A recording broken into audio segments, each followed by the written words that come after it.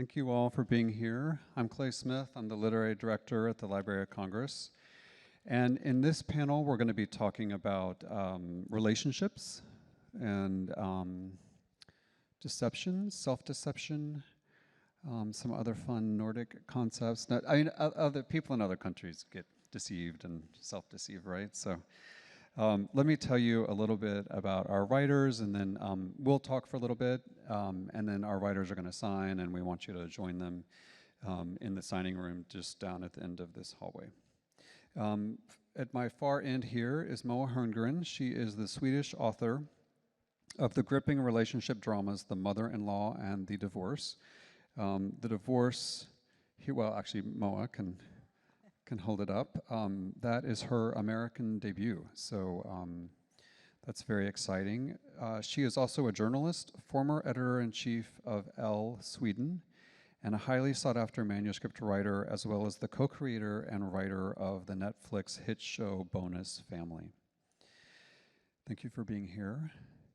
And next to Moa in the middle there is Hildur Knudsendottir. She was born in Reykjavik in 1984. She studied literature and creative writing at the University of Iceland. She writes fiction both for adults and teens, as well as short fiction, plays, and screenplays. She's known for her evocative, fantastical fiction and spine-chilling horror. We're going to not give away too much tonight, but we will get into the horror. The Night Guest is her first book translated into English, and she lives in Reykjavik. And next to me is Hanna Orstavik. She published the novel Cut in 1994 and embarked on a career that would make her one of the most admired writers in contemporary Norwegian literature. Her literary breakthrough came 3 years later with the publication of Love, which in 2006 was voted the sixth best Norwegian book of the last 25 years in a prestigious contest in Dagbladet and won the 2019 PEN Translation Prize. So welcome to all of our writers. We've been talking a little bit over email before they arrived in America. The question of, how easy it is to deceive ourselves or really to be deceived by others does come up in each of these novels. And I do want to ask you, Hanna, Ti Amo, the novel that she's written, do you want to call it a novel? Is it closer to nonfiction? How do you? I guess Americans would easily call it a memoir. Okay. Because it's kind of written very close, to my own life. I wrote it in a very kind of abrupt 10 days period when my husband was dying of cancer. So it's really kind of close to, but it's called a novel. So I guess that's why you asked. Mm-hmm. But to be honest, I am really happy that it's called a novel because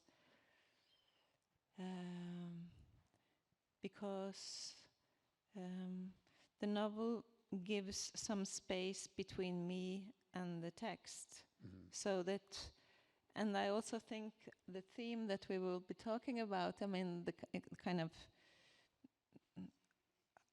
is it really possible to kind of grasp the truth and I think in a way we do. In every moment we grasp the truth, but then time passes, and when we turn around, Jesus, how little did I know. So I think to me it's good to also to call it a novel because it kind of cuts off the link so closely to myself. So the book can kind of be something that I can walk around and look into, and it's not so close, Yeah. kind of closely connected to my own kind of, it was like this. Mm-hmm. It was like this then, but it can also be different. Well, even in a strict memoir that is written in the first person, the narrator on the page is always going to be different from you, and so that's something interesting to talk about. But you know, one of the interesting things about self-deception or being deceived in fiction is that it sort of makes it really exciting for the reader, because if the narrator is confused and doesn't know what's going on, then that gives you as a writer a chance to sort of confuse your audience and keep them guessing, right? And I just wanted to ask you all about that, and if that was part of your technique in writing these books. Before my other two wonderful colleagues gets to say anything, I just want to say that I don't really feel at home with that self-defeating thing, or what do you call it? Self-deception. Self-deception thing in my book, because I really, when I wrote it, I really tried to be as honest as I could. So it was not kind of, I have written novels before that kind of are more, that I knew somehow that the narrator, but this one, no. I can say so many more things, but I will I will let you. Yeah, I mean, I think it's a very great literary device. And so when you're writing a book, you're doing two things. You're like getting information across to the reader, but at the same time, you're trying to hide some part of the story from the reader. And some people say that unreliable narrators are having a moment right now. Somebody brought that up at the panel I did like 2 days ago. And I think there's something to that, probably. But so my book is a horror story. And unreliable narrators who don't know what's going on work really well in horror. Yeah. Mm-hmm. Yes, I agree with you on that you have to kind of keep a mystery and keep the suspense going. But for example, the divorce, I see it's that kind of divorce that comes out of the blue for the wife in the book. She is totally taken aback when her husband all of a sudden leaves her. So I see this book as a mystery that I wanted to reveal, and I wanted to understand how can that kind of situation come about, that you live with someone for 32 years without realizing who they are or what they feel. Mm-hmm. So I think when I was writing it, it was very much about trying to get to know the characters bit by bit and reveal, like a mystery for myself, and but also for the characters to understand what was going on in their lives. When you say for yourself, that you're saying that you don't plot it out, you're feeling it along as you're writing it, or? Yes and no, but I knew I wanted. Had been thinking about this kind of divorce. I've seen it happen a lot, and I was fascinated. You know, how can this happen? You know, what makes someone just go out the door without communicating about it, or. And I also wanted to explore the kind of polarized divorces where it's very white and black, where the one who leaves is the bad guy and the one who's left is the good guy. But I wasn't sure what I would end up in. I mean, I had an idea where I wanted to go to answer some questions and to try and understand the relationship, but I wasn't sure what the answers would be. What I found interesting when I was kind of preparing, reading your novels and mine, and thinking about the subject we were going to talk about, is that what I feel deeply and what I kind of really need when I read is that I long for truth. And when I write also, I really I long to say it as it is. And I find that maybe even more challenging in all our books. I mean, your characters who wakes up and doesn't understand why she's so exhausted, and she really wants to understand. I mean, and your characters, Niklas and Bea, the one who is getting divorced, they are also kind of trying to kind of grasp the truths of their lives. And in my book, the big kind of pain in the book is that the narrator and the husband who is going to die, he doesn't want to talk about death. So there is something between them that she kind of, by respect for him, does not force him to talk about, but it's a real pain. And I think that is also why I had to write the book, because I had to go somewhere with that truth that I couldn't talk about, but I had to be with it. So I wrote the book instead. So in a way, I find that in a way it's kind of more like it's kind of the opposite of self-deception. It's really kind of a longing to, but tell me how it is really. And I guess and that is also so interesting reading the novels, that we think we know, and then we don't know. And every day we wake up and, Jesus, if I had died yesterday, I wouldn't have learned what I learned today. So it's kind of this, but still, what we know is what we know. I mean, Yeah. oh, A narrator can be self-deceived, but also quite honest, right, and tell the truth. I mean, Hannah has a great 2 pages or so in Ti Amo about wanting to tell the truth. I mean, it's really well written. And I did ask them to think about short passages. How do you think about reading something short for us? Why don't we start with you, Moa, if that's okay? Yeah. So a bit of background for this is that the start of the book is that Bea and Niklas, they have been having an argument, kind of everyday quarrel. He forgot to pay the tickets that are booked for a boat that's going to take them to their summer holiday. And he forgot to pay these tickets, so they have to stay in the city. So this is what the argument has been about. It's a very simple argument, and he gets very upset, and he goes out the door. And Bea thinks that, okay, fine, he's upset, he'll come back, but he doesn't. He doesn't come home, and so this is after some time when she's home alone with the kids and not understanding. Not coming home. 3 short, simple words, but she still can't make sense of them. His message is utterly incomprehensible to her. Not coming home?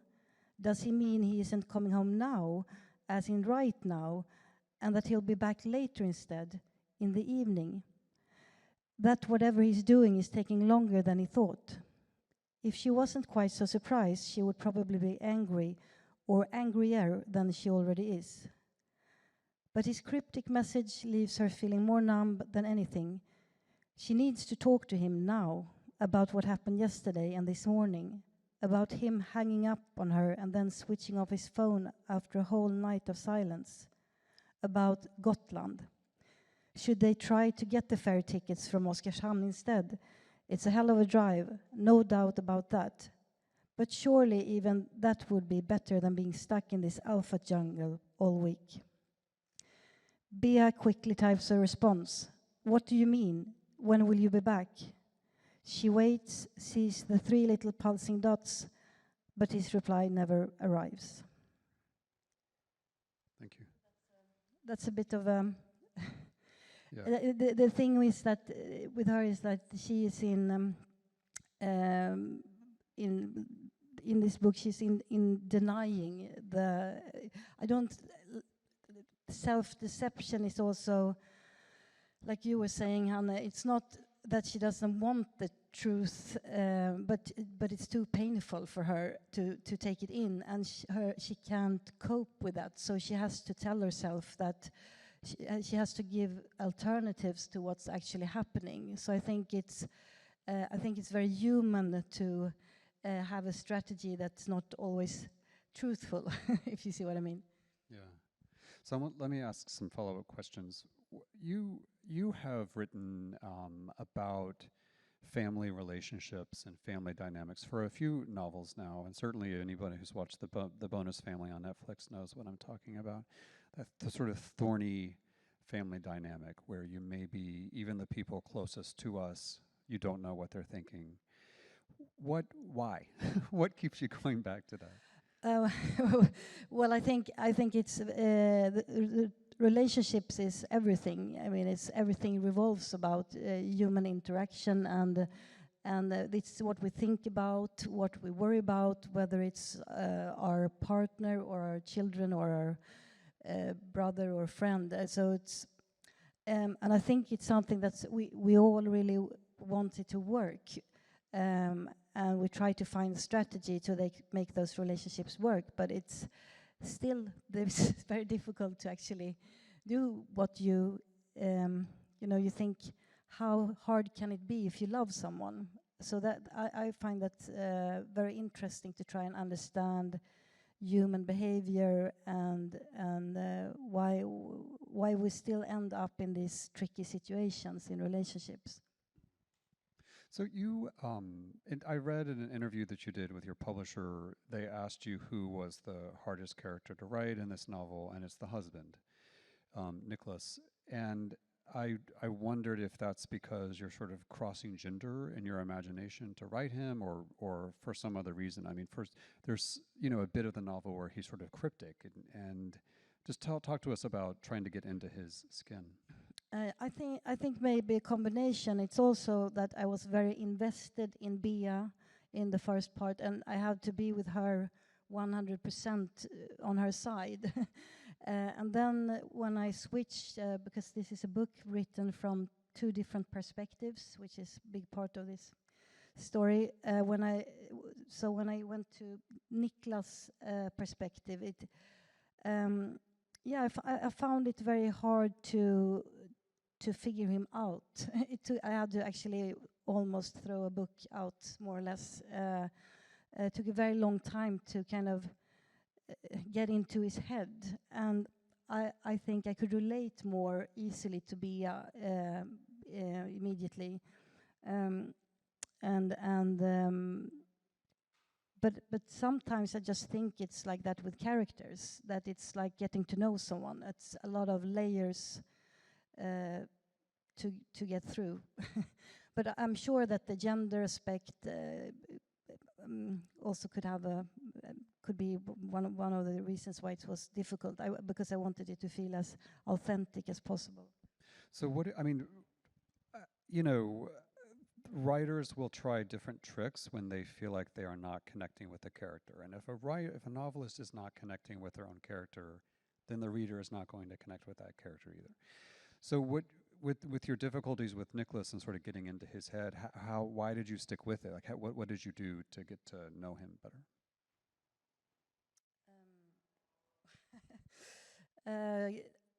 I think it's, for me anyway, it's very much about writing and rewriting things until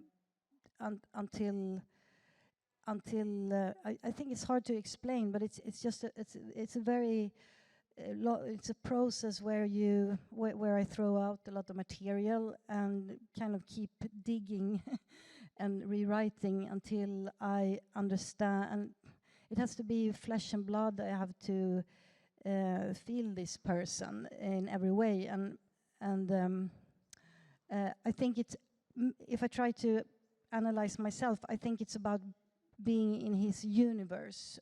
Like I heard the other authors talking about worlds, and I think in this case there are several worlds that you have to dive into, and you have to. I mean, when I write books, I think when I know I got something is when this is more real than the reality, if you see what I mean. So I think it's just kind of a process of writing. Thank you. Hildur, do you want to read for us? Yes. Yes. So to give a bit of background, the night guest is about a woman. Her name is Eden, and she always wakes up really tired. And she goes to the doctors, and they don't find anything wrong with her. So she decides to take matters into her own hands. So she starts taking vitamins and decides to exercise. So she buys like a pedometer watch. And then one morning, she wakes up and sees that she forgot to take the watch off before going to bed. And she walked 40,000 steps in the night. And that's why she's tired. But she has no idea where she went or what she did there. So she starts trying to, it's kind of like a mystery. She starts trying to figure out what she's doing, where she's going. And I'm going to read a chapter where she has decided to film herself as she sleeps. 20. My thigh muscles are sore when I get out of bed the next morning. My fingers ache when I pick up the phone.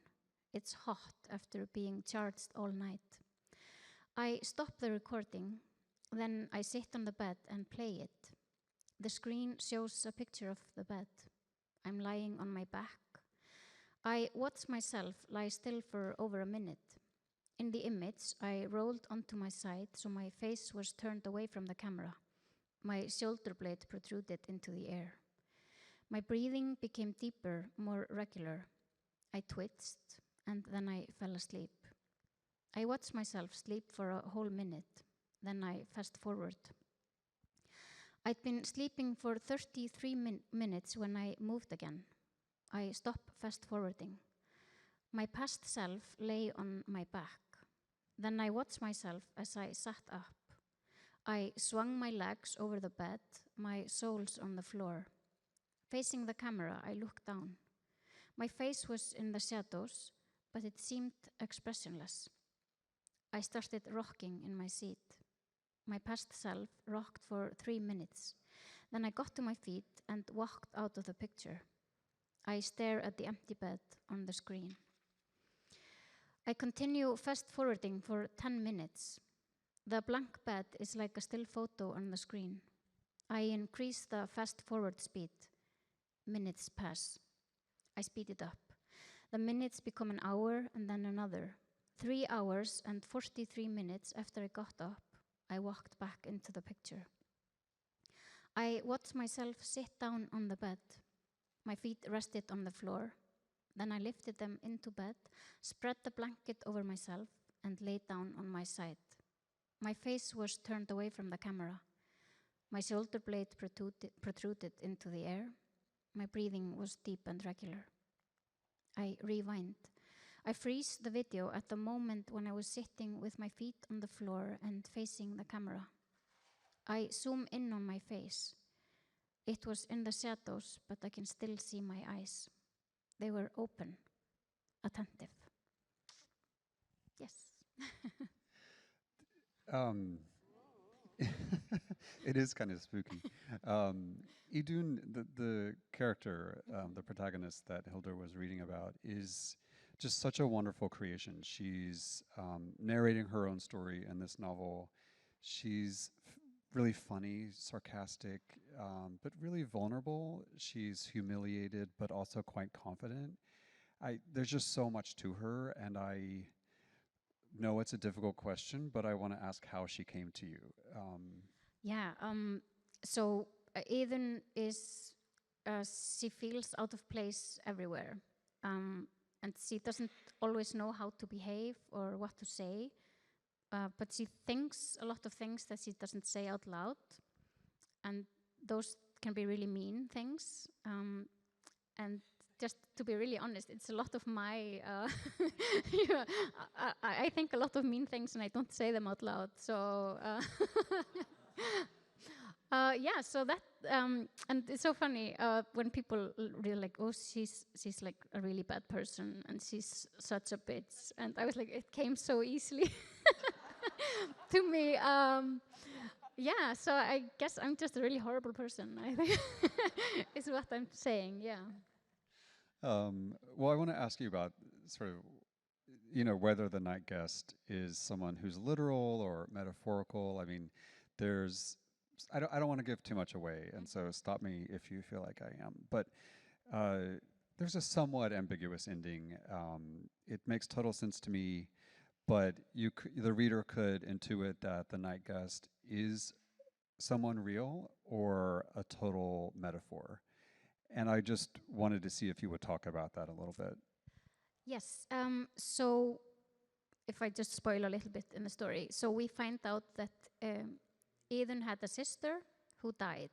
And they were close in age, and kind of what happened to Eden when her sister died was that everybody has such great memories of her sister, and she had so much potential, and everybody is sure that she would have done something great, and kind of all of that potential was kind of laid on Eden. So she feels that she has to kind of live for them both. So I think definitely the book can be read in two ways: as a metaphor for grief, and also as a haunting story. But I think like we can be haunted by things in many different ways, and I don't know if ghosts are real or not, but they definitely can feel very real in our lives when we're missing something. Yeah. So, but I to me, there's definitely it is a ghost story. That was what I had in mind. But I also kind of like being in that place. I love movies and books where some of the interpretation is left open, so I can kind of decide for myself. So yeah, I love those kind of works. So that was what I was going for here. Yeah. Do you want to read for us, Anna? Yeah. Do you want me to read that 4041? I think, yeah, that'd be great.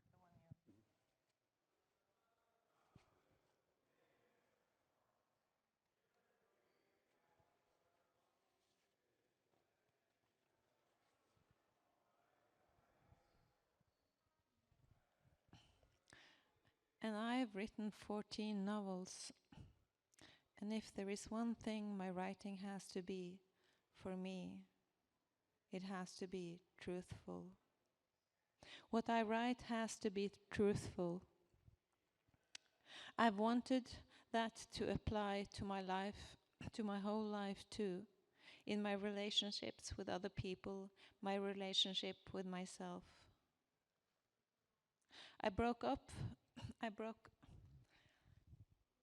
It's really hard to read in English. I broke off with my mother for 2 years, 3 months and 4 days when I was about 30, because I couldn't feel myself when she was around or when I spoke to her on the phone. All I could feel then was her, or the person I thought was her, what she was inside me. Regardless, I no longer knew what I felt inside. It was either me or her.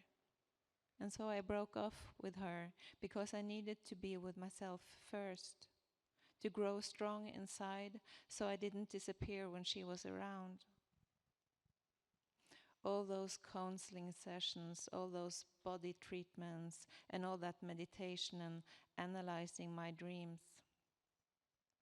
Carl Gustav Jung said somewhere that all we can hope for on our journey through life is an ego strong enough to endure the truth about ourselves.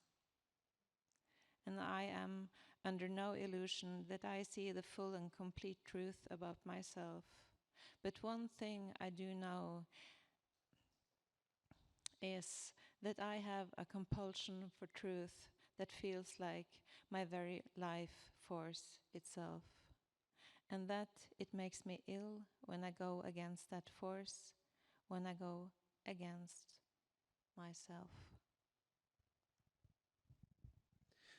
One of the things that I admire so much about this novel is is the sort of focus of it, the discipline of it. It's relentlessly focused, and you sort of saw that here, where Anna is, elaborating on thoughts, and she doesn't let them. You don't let them dissipate. And I guess the question is, is it the finality of death that makes this narrative so focused? In other words, we know where the narrative is going, even though we don't. The reader may not want it to end up there. But I just admire the discipline of it, and wondered if death as a framework. I mean, you said that you wrote it in 10 days. Did the real life, circumstances must have influenced the discipline of writing this, right? It was not at all a novel. Well, I had planned to write, because normally I have written 16 novels at all in total until now, and in a way, kind of one novel leads to the next one. It's like when one novel is finished, it's like there is some kind of something has been seen and been with in the writing, so that that kind of existential kind of beingness has been done, and so that kind of sinks back, and then it's like some other questions arises out of that, that I then have to write a new novel. So it's kind of like these waves kind of going from, so to me kind of they all hang together. But this was like an explosion of a novel, because it was like it says in the novel, it starts with I love you. We say it to each other all the time. We say it because we can't talk about death. So it was really kind of, and in a way, I think if you read it, it's really kind of thin. But in a way, I think the novel itself, when you have read the end of the novel, I won't disclose it here. But when you have read the end, in a way, you understand why it had to be written. I think with the things that, because, or maybe I'll just disclose. Do you want a spoiler? The novel. It's this writer who lives with her husband, who's a publisher and a painter, and he is going to die. He has pancreatic cancer and is going to die, and I wrote the text. It just flew out. It hasn't been edited. It's kind of, it is as it's written there. And when I write in the text, kind of, it's 10 o'clock, it's 10:05, It was exactly, it's kind of, it's real time work. And I think my husband had been ill for 1.5 years when I wrote that novel, and to live together with, and I loved him so much, and to live with someone that is going to die, it's a pain that is so excruciating, because death is present in every second. You look at the other person and you're going to lose them. So that presence was kind of inside every moment. It was so painful. And the painful thing was that I couldn't talk with him about it. Now I'm doing the I thing. It's a novel, but okay. And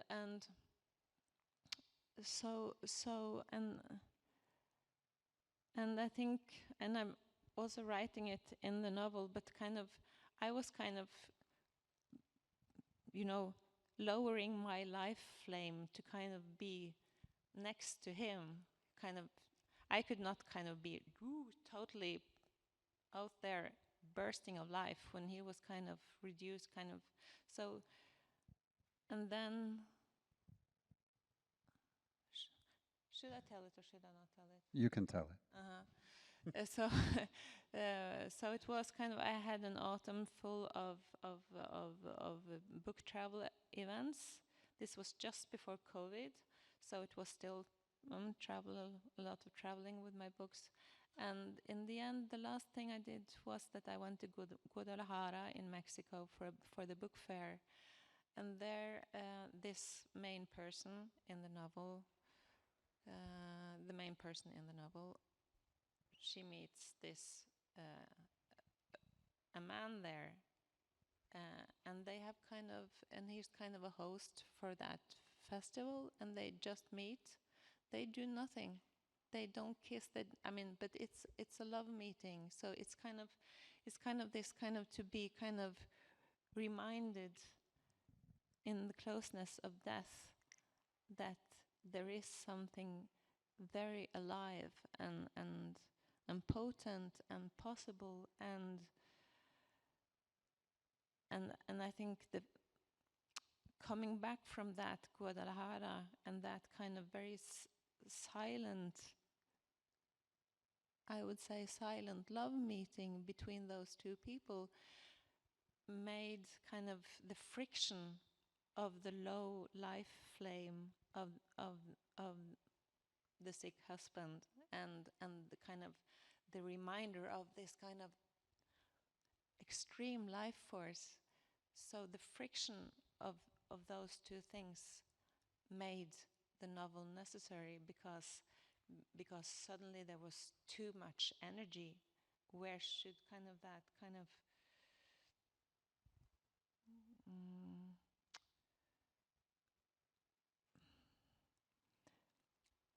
where should, I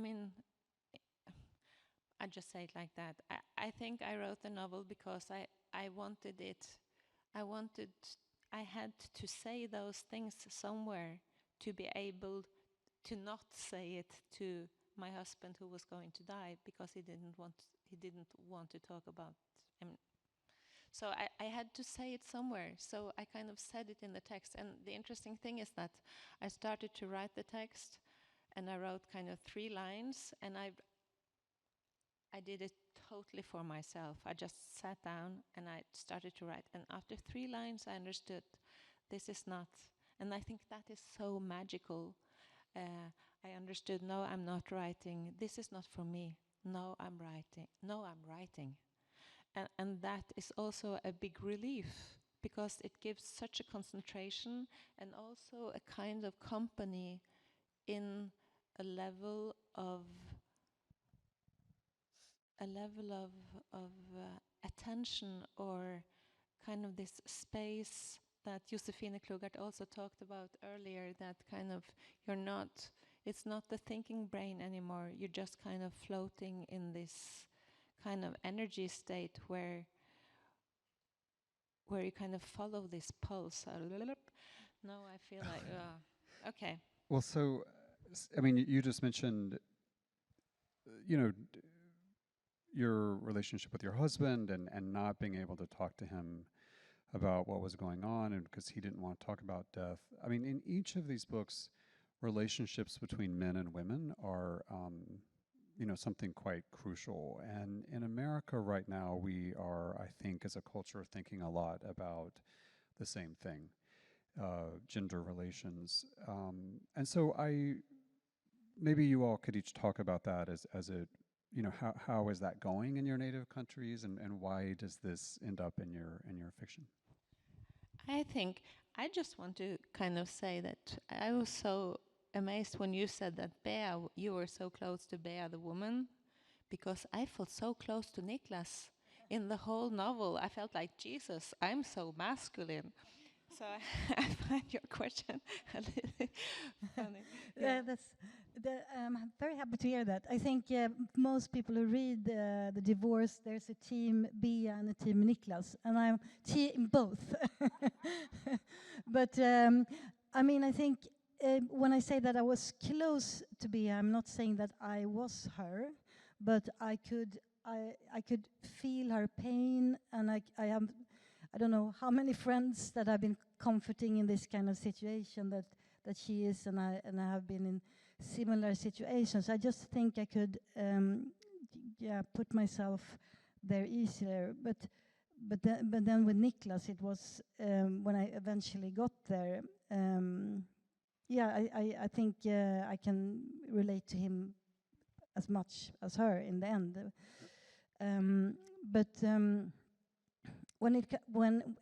If I'm just talking about when you say gender relations, do you mean? What do you mean? The tussle between men and women.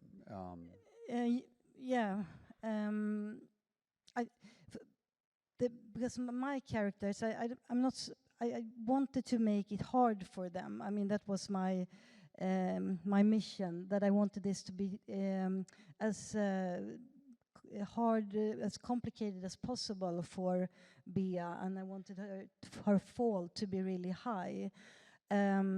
So I wanted her to be in a position where the pain was optimal. So I made her quite an independent person who's relying on Niklas for many things, relying on him as a friend, as a lover, as her whole world, but also as a provider financially. And I think I would say that in Sweden this has become much better, I think, since the 70s when we fought for women's rights. But I still think there's some kind of backlash in Sweden right now that is kind of taken a lot of women back to those more traditional roles. So that's also something that I wanted to talk about in my book. And you know what can happen if you, to a person that depends too much on someone else, like Bea does, and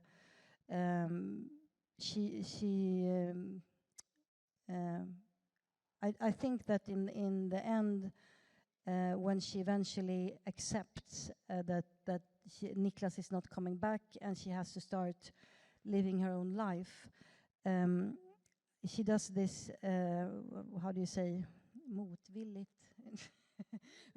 Reluctantly, thank you, very reluctantly. But in the end, I think you can see a kind of development in her that she's becoming more independent, and that actually is something that she's benefiting from her in a good way. Yeah. So Hildur, well, let's not give it away, but some really awful things happened to the men in this novel. Are you asking me if horrible things happen? No, I'm declaring it. Okay, yeah. Yes, horrible things happen in the novel. Yeah, but I was just telling you earlier. So this was published by Horror Imprint here in the U.S., which I was happy about because it was like published as just fiction in Iceland. So I think people were shocked about that. Yeah, but sorry, did you want me to answer the gender question, or were you? Or Yeah, I mean, yeah. what just the image of the men. And Yes. So yes, this book was. I saw a man writing about this book, and he said he was angry because all the men in the book were losers. But I would have reminded him that they are seen through the eyes of Eden, who is a very negative person, and she doesn't really like anybody, I think.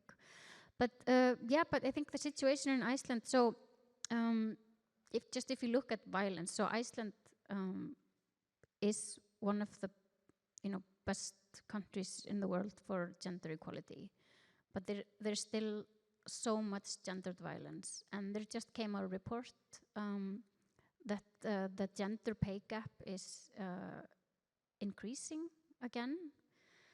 And there has been a huge backlash as well. I think after Me Too, because Me Too was, a big movement, and then now we're experiencing the backlash. And there's actually a group of very smart women in Iceland, and they have calculated that Iceland is usually, I think, about 3 or 5 years after discussions in the US and in other countries. So they saw what was happening with abortion laws and the discussions about this.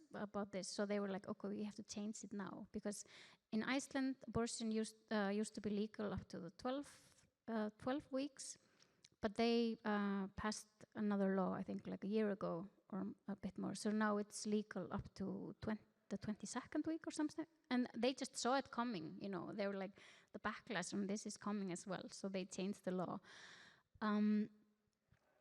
So I think Iceland is considered like a utopia in some ways for gender equality, but obviously it's not. And if you're writing about violence against women, then statistically it's men, doing that violence. Although maybe not in my book. To be honest, I'm not so interested in those kind of generic gender questions, but what I thought was very interesting in your book, and also in kind of all our books, is that I think the first time kind of Nicholas but you're not listening to me. This kind of when, and I think that is men and women, and also towards ourselves. I mean, do we really listen to ourselves? Do we take us the time to really hear what the other person is saying? Or do we just kind of go on in this kind of safety I think of she just everyday life? articulated the point of this whole panel, so Pardon? thank you. I think you just articulated the whole point of this panel. So. That's good. Because that's kind of the vulnerable thing, is to listen. I mean, wow, did you really say that? Maybe you did, like in your book, she doesn't have a driver license, the woman, so the man also always has to. So it's kind of, and I think when you're in a couple, that kind of, you get used to things, and then, but that little voice that says, oh, Jesus, wouldn't it be lovely if you could drive? And it's kind of, and to take on that challenge inside of ourselves, that maybe I could liberate myself by getting a driver license. And that is so scary. And that is kind of a very superficial kind of example, but when I look back, for instance, on my relationship with my husband, now it's 4 years since he died, and I can kind of, suddenly come up with, I had just moved to Italy to live with him, and I was very anxious, and I felt very insecure about a lot of things. But we had some kind of favorite restaurants where I felt very secure. So I always wanted us to go to the same ones. And I know that one of the things that he adored more in life than anything else was variation. So I've kind of, sometimes I think, why weren't I bolder? Why didn't I go with him to other, all these kind of little things that kind of, when they settle down in the way, in the end, we end up kind of, and I think it has so much to do with kind of if we really can be present and kind of, what is really happening here? If we can really listen, like you were saying before. Yeah. Did you want to? I think you're. This is very interesting. This you're talking about, Hanne, because like you say, I think it touches all 3 books, and this thing that really touched me reading your book as well. That that we don't speak about death thing.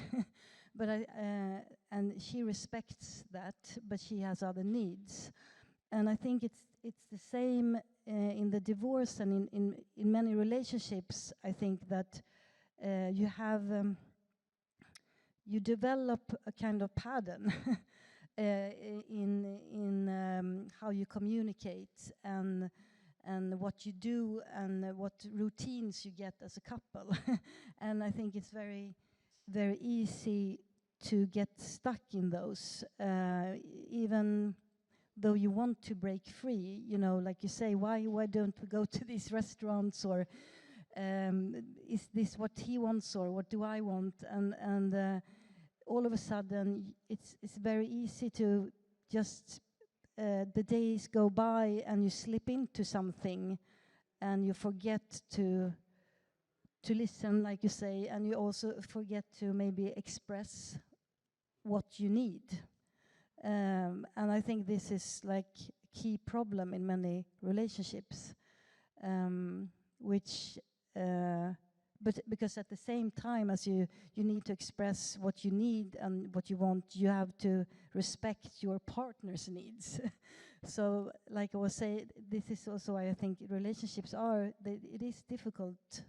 But yeah, I think Yeah, and I think like in your book, Niklas, he's such a victim of patriarchy, you know, and I got very claustrophobic for him when I was reading his chapters, because it was like he was in a straitjacket, like he couldn't go anywhere, and it was just because he was trying to live up to all these expectations that society puts on him.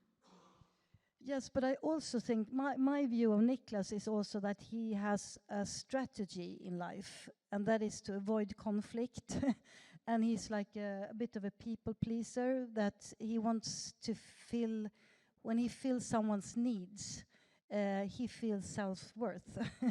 So I think also he got lost in himself in you know, he's been very safe in this life strategy he has, not only with his wife but with his parents and as a doctor, his work. And then one day the strategy is not working anymore. And he doesn't understand why. He just knows that something is wrong. And I think this is quite common, that me, you, everyone, we don't always know what's going on inside ourselves. Last question, and then we'll go sign some books. Because we are here talking about Nordic literature, I asked you all to think about another Nordic writer, whether they're from your native country or not, who you would recommend to the audience. Do you have any thoughts for us? Yeah, so there's an author called Frida Isberg, and she wrote a great book which is called The Mark. Yeah, I don't want to spoil it too much, but it's really, really good. Yeah, Frida Isberg, The Mark. Thank you. Well, I'd like to recommend Kerstin Ekman, a book called Blackwaters. She's an amazing storyteller, and she writes crime stories, but they're also very much about the people and how crime affects the community and the people. And also Sara Stridsberg, which is a fantastic author and playwright, and she has done some very fascinating women portraits. One of them is translated about Valerie Solanas, who was a radical feminist who was convicted for trying to assassinate, murder Andy Warhol. But it's an amazing book. I think I would recommend Per-Olof Enquist, a Swedish writer, and a very tiny small book that he wrote that I think in English is called Fallen Angel. Yes. And I just wanted to say in the very closing, because we were talking about this, to listen to each other. And because I also was so reminded in your book of how important it is to have someone else to listen to us, to be able to listen to ourselves. And that also made me kind of, so that was kind of, maybe that can be kind of a closing thing from my side, that maybe books can be a listener that can make us listen to ourselves in a way. Certainly the hope, right? For all of us who work in books and read books. So I just want to say thank you for coming to America. I want to say thank you to the Nordic Embassies for working so well with us. We didn't get time for questions from the audience, so please follow our writers to the signing at the end of the hallway. Books are for purchase. And thank you so much for being here. So.